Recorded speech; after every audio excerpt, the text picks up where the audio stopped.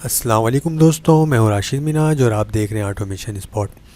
आज की इस वीडियो में मैं आप लोगों को बताने वाला हूं सीमेंस S7 200 PLC में हम काउंटर किस तरीके से यूज़ करते हैं और उसकी प्रोग्रामिंग किस तरीके से करते हैं। तो सबसे पहले हम अपने इस टॉपिक को स्टार्ट करने से पहले ये कहता चलूँ मैं आप लोगों को कि लास्ट वीडियो में मैंने जो बताया था आप लोगों को टाइमर के बारे में, तो वो अगर वीडियो आप लोगों ने देखा नहीं है तो वो मेरी वीडियो को आप देख सकते हैं ऊपर आई बटन से भी, और नीचे डिस्क्रिप्शन में लिंक मौजूद होगा। तो आप लोग साथ साथ जो चीज़ें आपको समझ में नहीं आया कमेंट्स भी किया करें। आप लोगों के कमेंट्स बिल्कुल भी नहीं आते, लोग वीडियो देखकर भाग जाते हैं।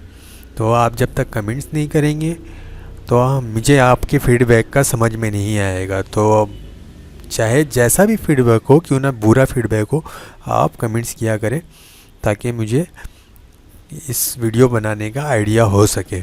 तो इस वीडियो में जो बता रहा था आप लोगों को कि काउंटर के बारे में बताऊंगा।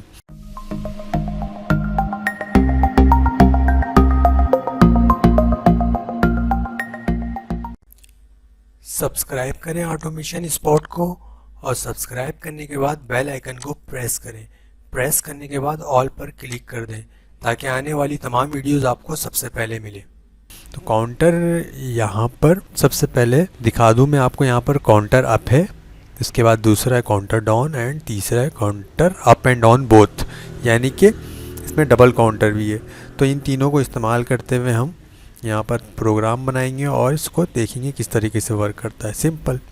सबसे पहले मैं यहाँ पर एक नॉर्मली ओपन कॉन्टेक्ट ले लेता हूँ एज लाइक जो पल्सेस देगा इस काउंटर को।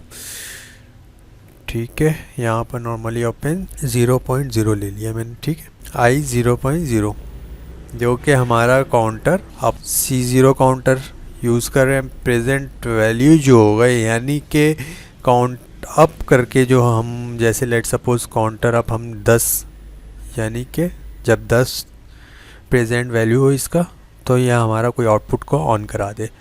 ठीक है, प्रेजेंट वैल्यू यानी 10 तक है। अब आ जाते हैं हम यहाँ पर,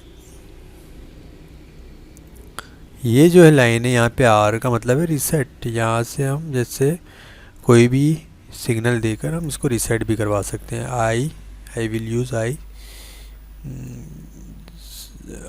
0.3 यूज़ करूँगा दोनों को रीसेट करने में। ठीक है, उसके बाद आ जाते हैं हम सेकंड, जो यहाँ पर होगा आई 0.1।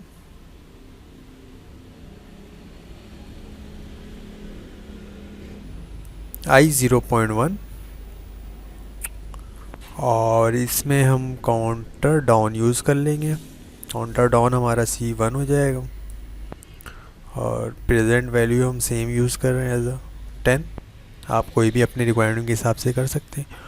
और रीसेट जो है हम सेम यूज़ कर लेते हैं आई 0.3।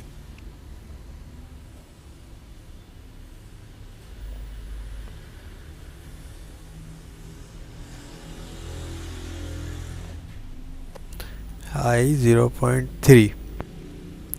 तो ये हमें समझ में आ गया कि एक चीज़ यहाँ पे समझ लें, ये काउंटर अप में और डाउन में हमने 0.0 से काउंट अप होगा और 0.1 से काउंट डाउन होगा, और 0.3 से दोनों रीसेट होना चाहिए। ठीक है, और ये हम देखते हैं, चलते हैं इसको, इस प्रोग्राम को अपने PLC में डाउनलोड करते हैं और उसके बाद फर्दर आपको डिटेल दिखाता हूँ मैं प्रोग्राम स्टेटस में। सो दोस्तों, here we go for program status. So यहाँ आप देख सकते हैं कि हमारे पास प्रोग्राम जो था वो मैं डाउनलोड करता हूँ PLC में, और करने के बाद जैसे ही हो जाएगा फिर मैं आपको प्रोग्राम स्टेटस में इनपुट्स को पल्सेस देकर चेक कराऊंगा।